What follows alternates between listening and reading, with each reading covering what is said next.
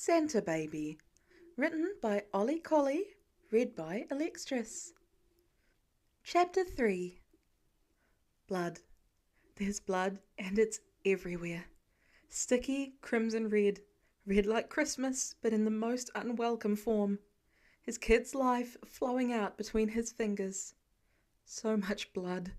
It squelches between his fingers, the warm liquid a horrifying juxtaposition against the bitter cold chill in the air. It won't stop coming. All Tony can think is not like this. He can't lose Peter, not today, not ever. He can't go home and tell Pepper that exactly 1 year after they found their boy, they lost him. In the past, Tony had heard people say things about parenthood. How it changes a person, how you love your kids so much it physically hurts. Just a year ago, he would have scoffed at those silly reflections. Now he feels that gaping hole in Peter's gut just as surely as if it were in his own. Tony has been afraid before. As much as he would deny it to anyone who's asked, there are several instances that shook him to the very core of his being, that caused him to look at life a little differently, after all was said and done. His time as a captive of the 10 rings in Afghanistan, Pepper and the extremists, nearly losing her, thinking he had lost her, happy almost dying. But this? Finding his 15-year-old sprawled out in a dark alleyway, the ground beneath him stained with dark red, and his breathing so shallow it's almost non-existent? That wakes up something deep inside Tony that he never even knew existed. Unadulterated fear like he's never felt before, and agony without words clawing at his chest. They were supposed to make their Christmas wishes together later tonight, but Tony finds himself desperately making his own right now as he tries to stop the blood gushing from the kid's sides. Let him be okay. Please, please, please. Tony. The gentle call jolts him back to the present. He feels Pepper's slender fingers curled around his calloused ones, and his gaze refocuses on the still, small figure lying in the hospital bed before them. Deathly still. The slow rise and fall of his chest, and the steadily beeping machines next to the bed, the only things contradicting just how literally that statement could be taken. Tony suppresses a shudder. Yeah. They had sat in the waiting room for far too long, awaiting news on Peter's condition. The other Avengers had joined them, all anxious to know how the kid was doing, and doing their best to offer support to Tony and Pepper. Those couple of hours were a blur, somehow condensed and elongated all at once. Then finally, the doctor had come out of the operating room, expression exhausted but hopeful. Everyone lurches to their feet in one unified movement, eyes locked on the woman in blood-stained scrubs standing before them. She surveys the small crowd and lets out a breath, bobbing her head. He's lost a lot of blood, but he's stable. He's going to be fine. Oh, thank God! Pepper's knees buckle, and it's only Rhodey and Tony's quick reflexes on either side of her that keep her upright. Tony closes his eyes for a brief moment and swallows. Can we see him? Of course, the doctor says, ushering them back down the hall. Follow me. I'll give you more details as we walk. Pepper reaches over with her other arm and begins to gently knead Tony's bicep, her head coming to rest against his shoulder. Are you okay? She asks, voice surprisingly level after the whirlwind of the last few hours. Maybe it's the shock. He's fairly certain he's been stuck in a similar state ever since he'd first gotten that alert from Friday, telling him Peter's suit was suddenly offline. Pete's not home yet. He calls over to Pepper as he trails into the kitchen, frowning while he adjusts his tie. Surely she would have wanted him back early enough to prepare for their dinner. Their guests are slated to arrive any minute. He should be. His wife's tone creeps into dangerous territory. The one that makes it clear that things could get very bad very quickly if she doesn't like the next answer she gets. Tony winces, pulling up the tracker for the kid's suit to check where it last pinged. One phone call later, and his world was suddenly torn apart. Funny how that's all it can take sometimes. He'll never forget the eternity of that 3-minute flight in the Iron Man suit, or what it felt like to land in that cold, dark alley and see Peter there on the ground, a rapidly growing puddle of blood pooling around him. So much blood. Suddenly, Tony is all too aware of the red stains on his fingers, shirt and pants. He'd scrubbed his hands semi-clean while Peter was in surgery, enough that he wasn't still dripping blood like some character out of a horror movie. But he'd been far too anxious and keyed up to worry about the state of his outfit when just a few rooms away, his kid was possibly dying. Now, the large blotches of crimson seemed to taunt him, reminding him of just how close they came to losing Peter. Tony swallows back bile, suppressing the sudden urge to gag. He pulls away from Pepper and gestures half wildly at himself. I should... Pepper nods, understanding dawning in her eyes immediately. Go on, she encourages. What if he... I'll stay with him. You heard the doctor.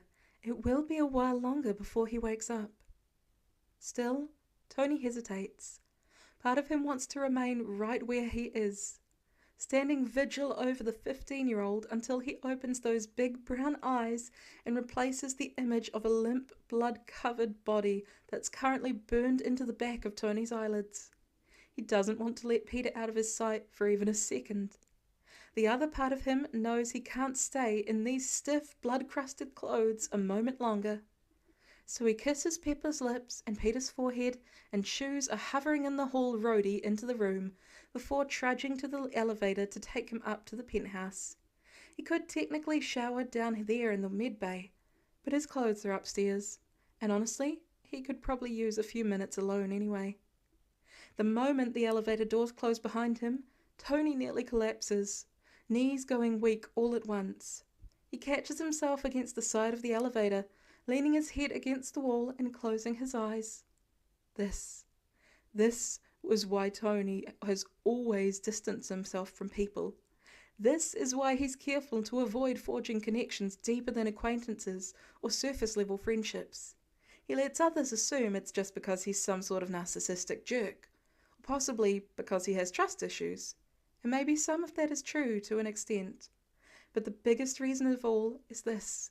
It's because he's afraid, no, terrified, of the mere thought of losing someone he loves.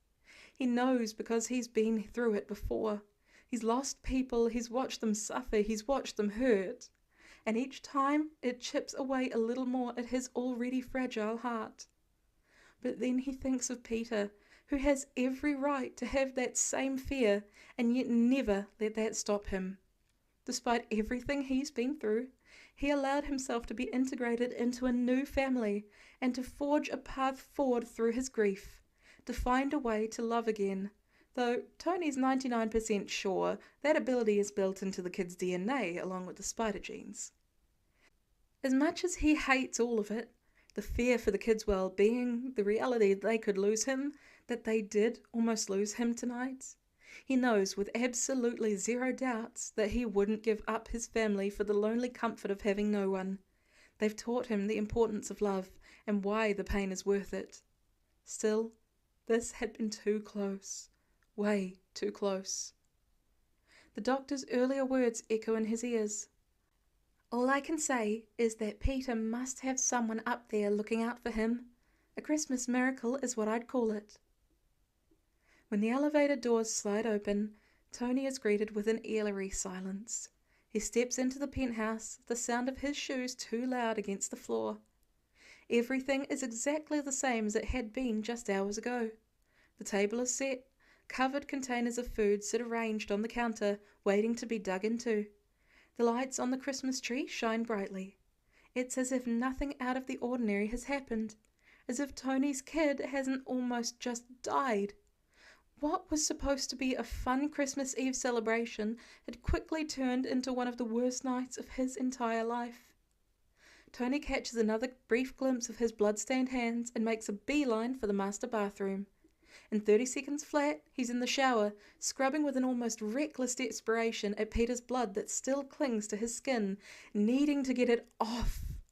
The water turns to a pale rust colour as it hits the tiled floor of the shower and washes down the drain. He wrings out his sponge and scrubs some more. Truth be told, he could probably continue the same cyclical process for the next several hours, but his need to get back down to the medbay with his family supersedes his brain's irrational urge to scrub himself down to the bone. Blood, fear, cold. Tony leans his arm up against the wall and presses his head to it, letting out several deep breaths as the scalding spray from the shower head pelts him. It isn't the first time Peter's ever been injured on patrol. 2 months ago, he'd come home with a sprained ankle, and a few weeks before that, a concussion. Tony had learned to accept it, and discovered a newfound appreciation for Pepper putting up with his own stubbornness and self-destructive tendencies. But that doesn't mean he likes it, or that it's easy. He'd built every safety measure and protocol possible into the kid's suit, and somehow it still wasn't enough. Tony shuts off the water with a growl, hurriedly drying off and dressing himself. He throws his dress pants and red button-down shirt in the garbage. No sense in bothering to get the blood-soaked clothing laundered. He has no plans to wear them ever again. As he heads down the hall from the bathroom to the open living area, his phone buzzes with an incoming text. His heart stutters to a halt when he sees it's from Pepper. "Can you grab the big Christmas blanket from the sofa when you come back down? The one with the candy canes on it." Tony relaxes. He knows the one. Peter loves that thing. He often drapes it around himself like it's a cape and drags it around the penthouse like he couldn't just ask Fry to turn the heat up if he was cold.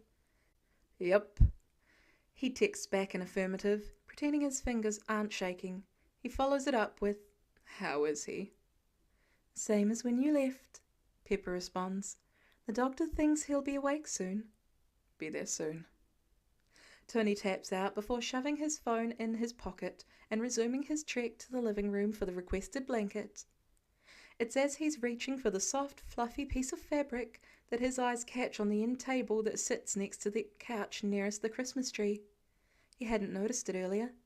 He'd been too busy preparing for guests, and obviously hadn't seen it when he first came upstairs to shower. It's Chippy, the stupid elf with a dumb name and an even dumber face. Tony resists the urge to roll his eyes, even if it is with slight fondness. But then he catches sight of Chippy's setup today, and his heart cracks like a block of ice that's just been hit by an axe. There's no goofy mischief, no spilled sprinkles or tinfoil-wrapped shoes or melted crowns. That one had not been fun to clean up, and Chippy may or may not have gotten confiscated for the next 3 days because of it. Today, the little elf is simply sitting propped up against a picture frame. Pepper had insisted they get family photos taken for their Christmas cards this year. It was a great idea in theory. However, Tony is fairly certain they got maybe one normal photo. Neither he nor Peter took the photo shoot outing seriously enough for the results to be otherwise. In this particular picture, the 3 of them are sitting in the grass in Central Park. The trees are backdrop behind them with sunbeams streaming through the leafless branches. Peter is in the middle, knees slightly bent in front of him. He's flanked by Pepper on his right, who has her legs tucked up under herself, one hand resting on her rounded belly, and Tony, who's stretched out easily on the other side. They're all wearing their matching red sweaters. It would make a very nice professional shot, except for the uncooperativeness of the 2 of the photo's subjects. Tony, for his part, had one arm slung around the kid's neck in a headlock, while Peter attempts to simultaneously free himself and give the man next to him bunny ears. Pepper is mid-laugh despite her clear, but fond, exasperation with the whole thing. That woman has the patience of a saint dealing with their shenanigans. The photo is quite honestly a rather accurate representation of their daily lives, though, and Tony loves it for that. But it isn't just the picture itself that catches his attention. The frame it's in has the words "Our Family" printed across the top, and sitting in Chippy's lap is an ultrasound photo of the baby from one of Pepper's doctor appointments. The baby girl, as he'd learned just hours earlier. "Boss," Friday says, interrupting the sound of Peter's laboured breathing on the other end of the line as Tony shoots towards his location at top speed. "The baby is a girl." Tony barely has the presence of mind to mute the call. "The baby... What? Friday's voice remains calm and level. Per the information from the doctor's office, baby Stark is a girl. Tony's stomach flips at the news. A girl? He swallows hard. Not the time, Fry, he says tightly. Right now his thoughts are only on his son, who is currently bleeding out in an alley. Quite possibly the worst timing, actually. I thought Peter might like to know when you get to him. Tony can't find it in himself to respond to that. There's a lump in his throat and anger in his chest at what his AI is suggesting with those words. Tony inhales at the memory, refocusing on the picture in front of him. There's a post-it note haphazardly stuck to the bottom portion of the frame, and though the handwriting is partially disguised, probably in an attempt to pass as if it's from Chippy, Peter's scrawl is easily identifiable. Merry Christmas to the Starks, it reads, followed by a little smiley face. Tony blinks and is surprised to feel a warm, wet teardrop trickle down his cheek. He sniffs and brushes it away. Normally one who's able to compartmentalize his emotions, he can't ignore the way his heart currently feels like a sponge that's been squeezed. He can't imagine how he ever thought he would be just like his dad, sometimes trying, yet always failing as a father. In truth, he doesn't know how Howard ignored him, belittled him, and shoved him aside constantly. Tony cannot picture in a million lifetimes ever looking at his kids. Kids! The baby isn't even here yet, and he already knows there's nothing he wouldn't do for her. And not feeling like his heart is going to explode. There's just no denying it. If that makes him soft and mushy, then so be it. Since when has he ever cared what others thought about him?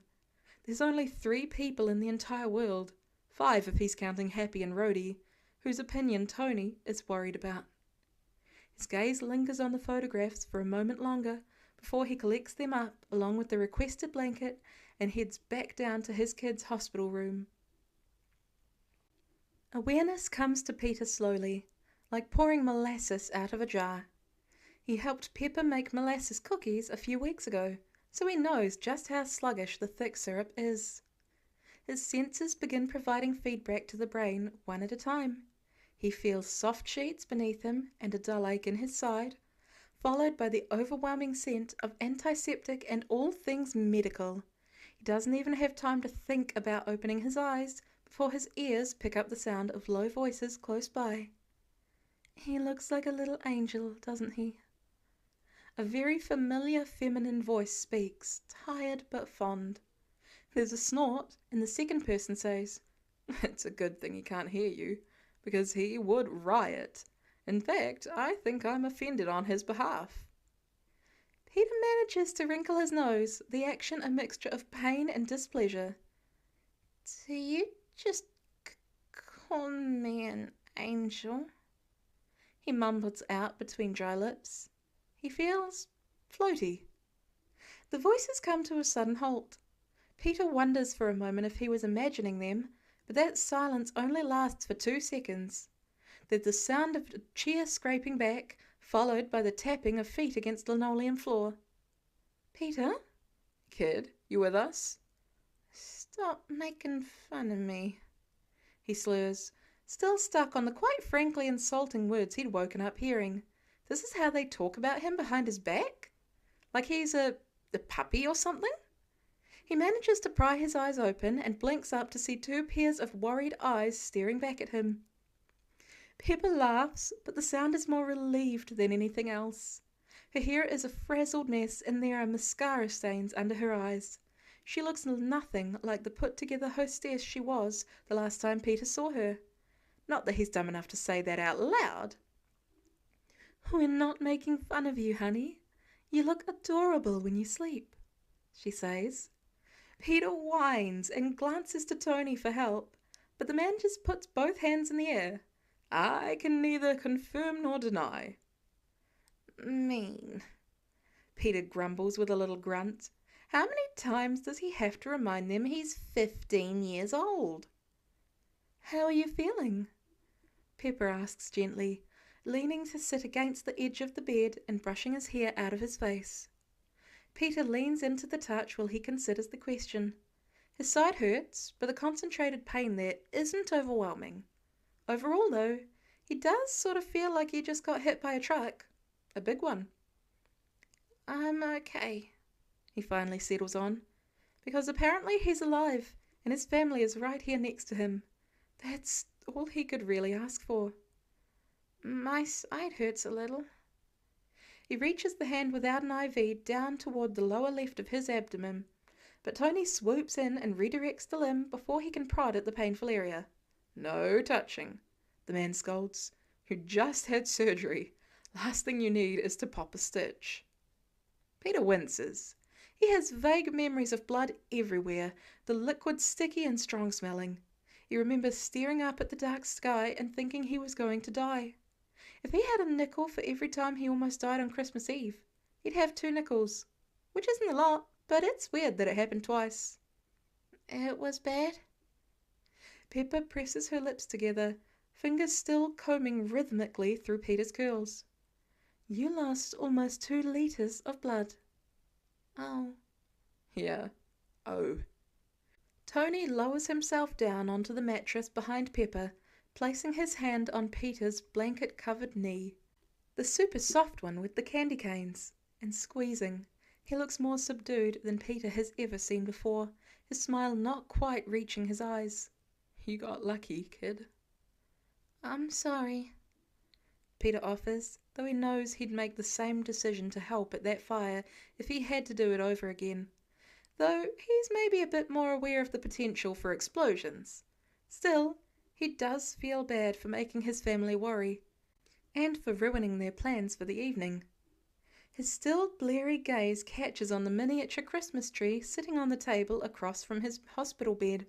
Chippy's there too, with their family photo and the baby's ultrasound picture Peter had put together earlier upstairs.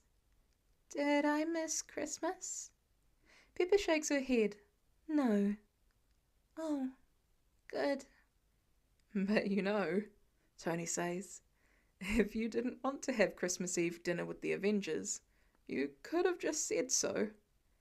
Nuh-uh, Peter protests immediately. Of course he wanted to. He'd been looking forward to their party all month. Mum wouldn't have let me skip anyway. Well, you're not wrong about that, Pepper says with a smile. The mention of the ruined dinner sparks a memory in Peter's mind. Hey!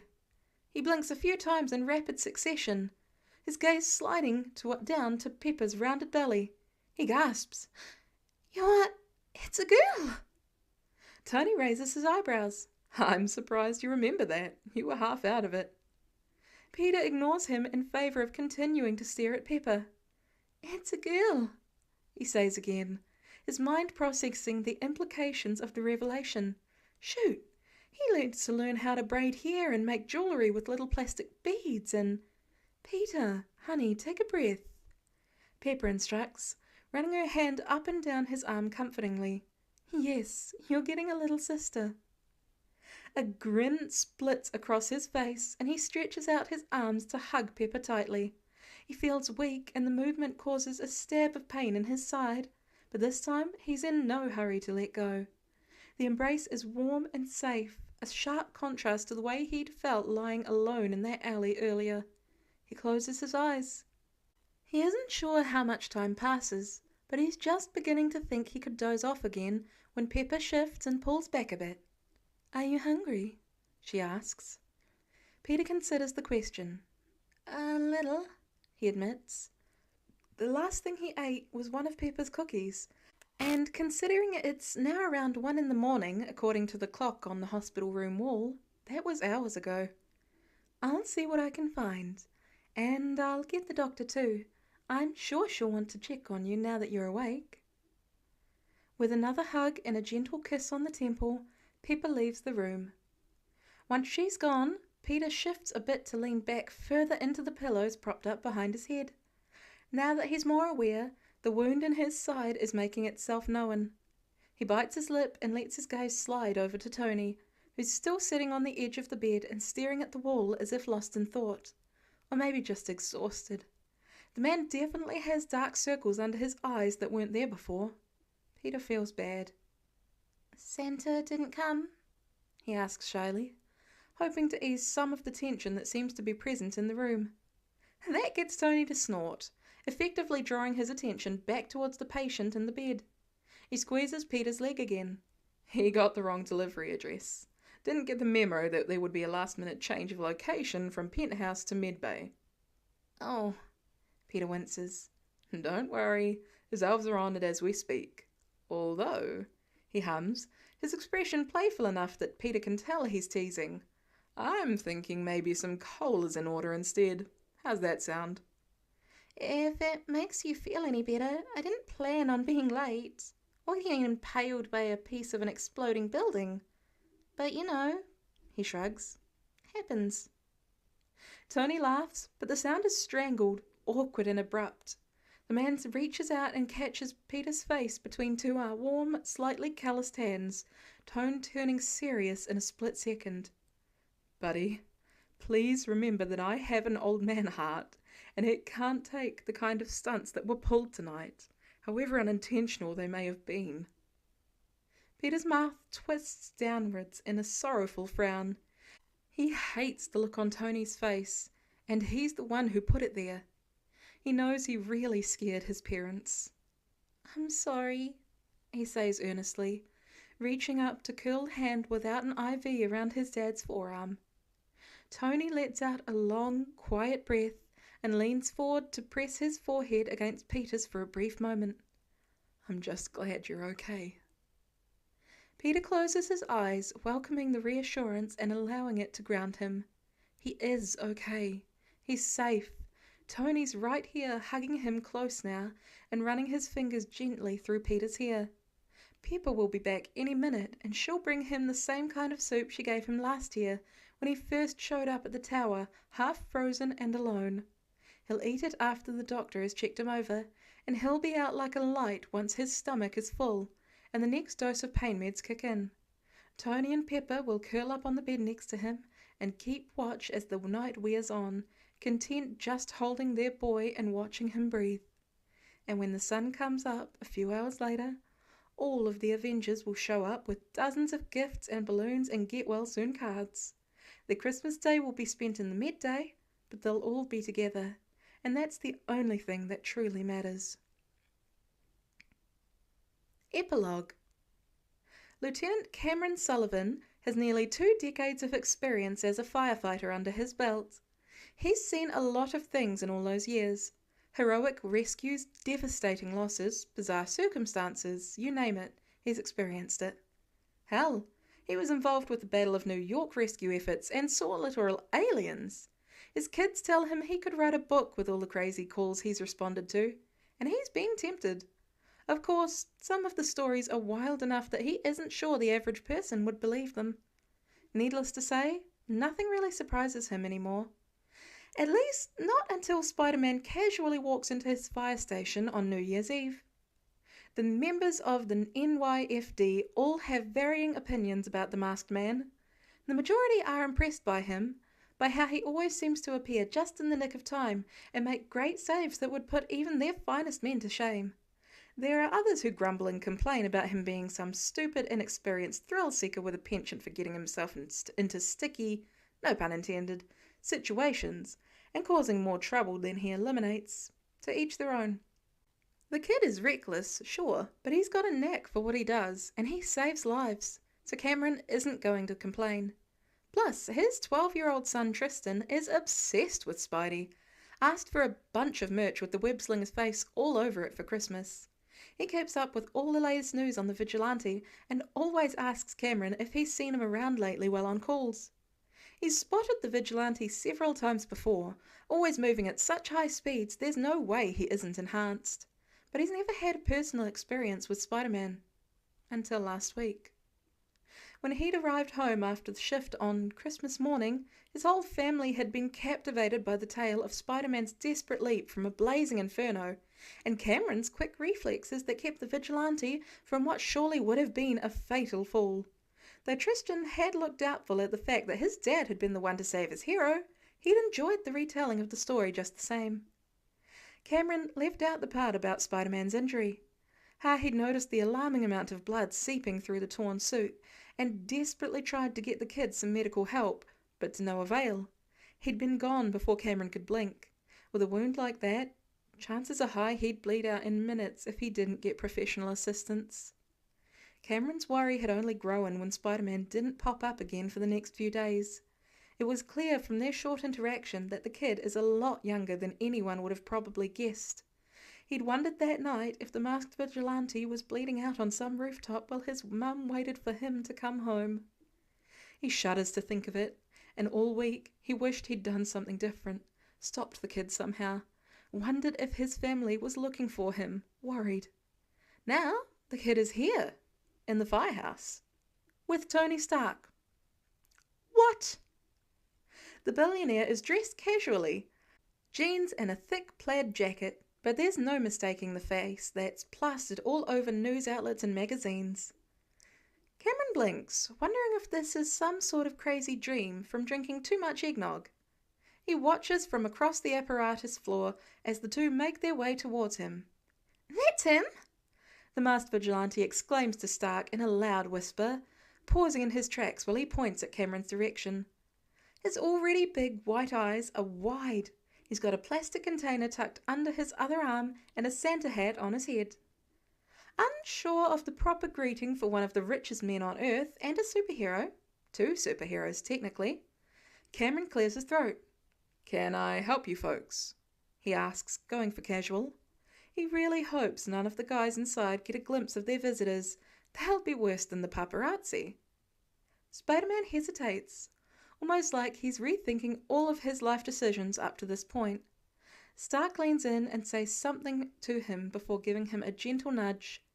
The kid takes a couple of stumbling steps forward, looking for all the world like an awkward baby giraffe rather than a coordinated, enhanced vigilante.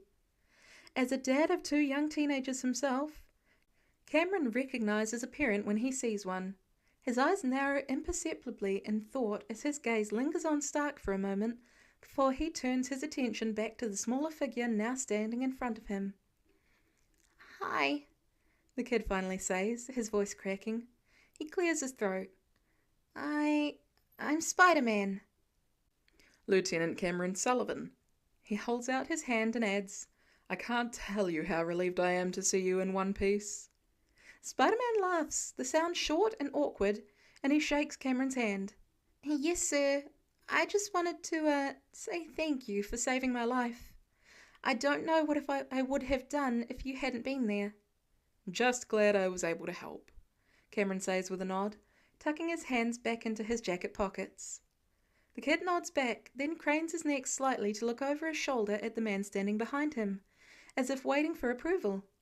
He and Stark must have had some silent conversation between them, because Spider-Man lets out a weary sigh before twisting around and telling Cameron, "And I'm sorry I ran off afterwards and didn't let you help me. I promise I didn't realize it was so bad. And you know, with the whole secret identity thing, it's gotta be careful." No kidding, considering he's now positive there's no way this kid is a day over 18, and that's being generous. Cameron huffed out in an amused laugh. "I get it. You're really lucky," he adds, tone growing more serious. "That could have ended very differently."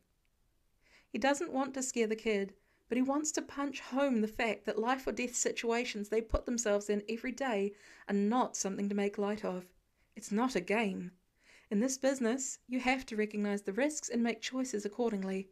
Sometimes the tiniest decisions can make all the difference. "I know," Spider-Man says soberly. "I am lucky. I was able to get help in time, and I'll try to be more careful." He says the last words dutifully, like he was lectured on this very topic already. "I'm surprised you're out and about so soon. You didn't look great when you took off." "I heal fast," the kid answers with a little shrug. He pats his lower left side, and even with the mask, his wince is visible. "Ow. Well, it's getting there." He lapses into silence for a total of about 5 seconds. "Oh," Spider-Man says, as if he'd just remembered something important. I made you some cookies." He thrusts the container forwards enthusiastically, the baked goods inside rattling along with the abruptness of the movement.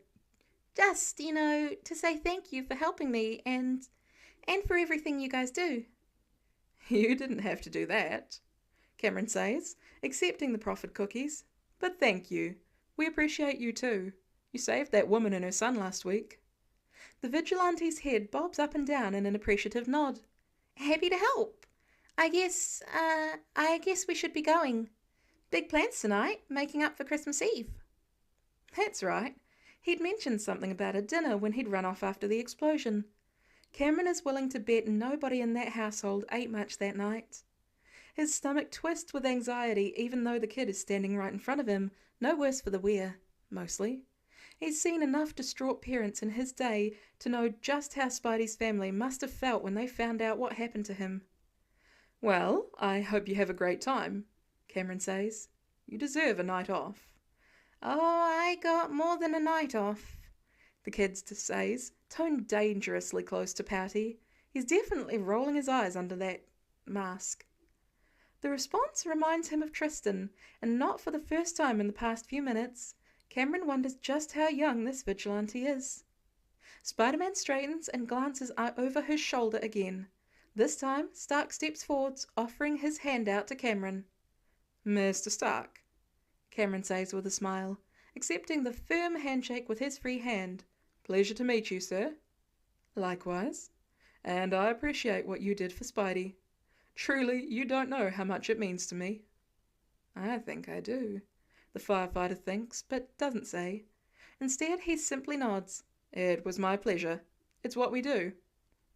Stark nods back, something unspoken passing between them. He reaches out and claps Spider-Man on the shoulder. Ready? The kid nods. Yep. Bye, Lieutenant Sullivan, sir. Thanks again. Cameron chuckles. You can call me Cam. Anytime, Spidey. Happy New Year. Happy New Year. Spider-Man crows back, energy seemingly renewed. He waves as they leave, Stark's hand resting on his back as he guides them towards the door. Cameron hears Spidey chattering in a loud whisper as they go, though the conversation surely isn't meant for his ears. How was that? It was good, right? I was polite and everything. You were, Stark concedes. Yes. So, can I be ungrounded early? Please? Stark's reply isn't clear enough to make out, but apparently it's not what the vigilante wants to hear, because his shoulders sag. It's been a week. I'm fine, he insists, adding a grumbled mean. And yet I am unmoved, Stark deadpans. And then they're gone around the corner, leaving Cameron to wonder what in the world just happened. He's definitely going to need some time to process this one. He glances down at the cookie tin in his hands, the only physical evidence he holds that Tony Stark and Spider-Man were actually in his firehouse. That's when he notices the little handwritten sticky note taped to the lid. Thanks for the assist. Happy New Year. Your friendly neighborhood Spider-Man. Cameron chuckles and shakes his head as he tucks the cookies under his arm and heads back inside. His kids are never going to believe this. End of chapter and end of fic. Again, this story was written by OllieCollie on AO3, and if you enjoyed it at all, I highly encourage you to head over to their page. There will be a link somewhere around here, and please leave them kudos, leave them praise. They are so lovely to keep letting me do covers of their stories, and I am very grateful. They're always so lovely to read. Have a great night, day, whatever time it might be for you. Bye-bye.